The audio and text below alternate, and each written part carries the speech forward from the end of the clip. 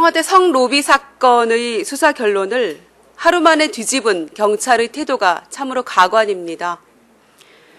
무혐의 결론을 내놓았다가 여론의 문매를 맞고 슬며시 입장을 바꿔 3명 모두 성접대를 받았다며 뇌물수수 혐의로 불구속 입건했습니다. 법과 원칙을 확립하겠다던 경찰이 불법을 은폐하고 거짓말과 청와대 눈치 보기에만 급급하고 있습니다. 따지고 보면 불법인 성매매를 재수가 없어 걸리는 정도로 인식하는 강일학 경찰청장이나 로비 사건은 수사 계획이 없다던 주상용 서울경찰청장이나 한심하긴 매 한 가지입니다. 경찰 수뇌부가 나서서 경찰에 지침을 준 세민이 무슨 수사가 어떻게 제대로 되겠습니까? 여론도 무섭고 청와대는 더 무서워 수사도 제대로 못하고 결론 바꾸기에 급급해야 하는 경찰이 불쌍하다고 해야 할지 한심하다고 해야 할지 답답함을 넘어 분노를 느낍니다.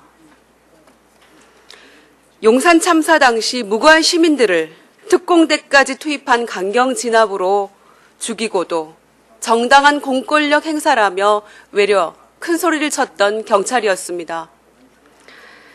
청와대와 방통위 그리고 방송업자가 연루된 성로비 사건이라는 정황이 명백한데도 이를 덮고만 가려는 경찰 태도를 어떻게 납득할 수 있겠습니까?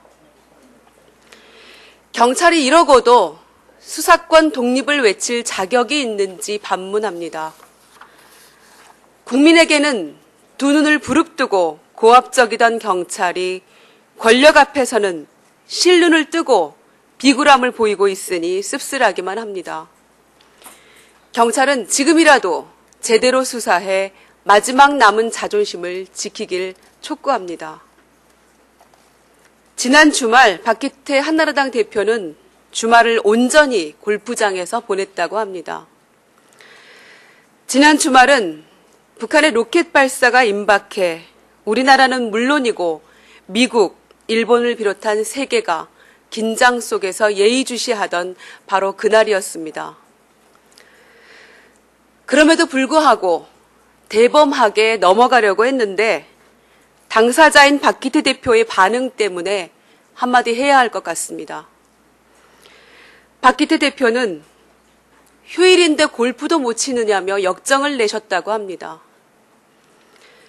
불가피했지만 어쨌든 잘못된 일이었다고 솔직하게 사과하는 것이 옳은 태도였습니다. 화가 나고 기막힌 사람은 국민들인데 비상 경계령 속에 골프를 쳤던 박 대표가 왜 화를 내시는지 알 수가 없습니다. 청와대는 국가 안보를 볼모로 재벌에게 특혜를 주고 집권당 대표는 북한이 로켓 쏘는 날 골프공을 쏘며 굿샷을 연발한 이 상황이 꿈이었으면 좋겠습니다.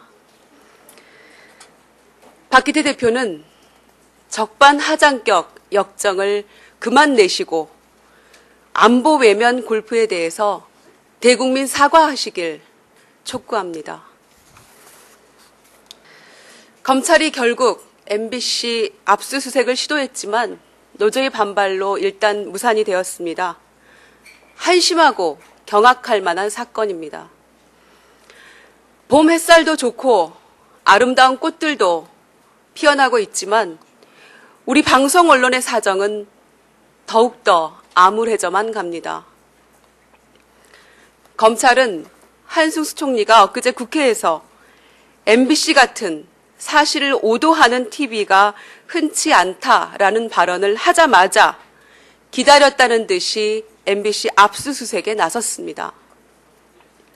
반민주적 행태에 있어서 총리와 검찰이 찰떡궁합을 이루었습니다. 이런 대한민국의 현실이 개탄스럽습니다.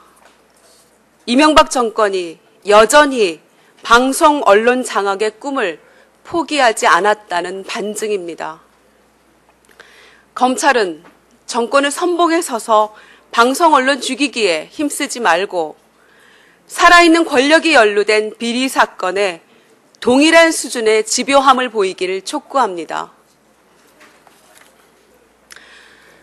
노무현 전 대통령의 사과 성명과 관련해 민주당은 국민과 함께 참담한 심정입니다.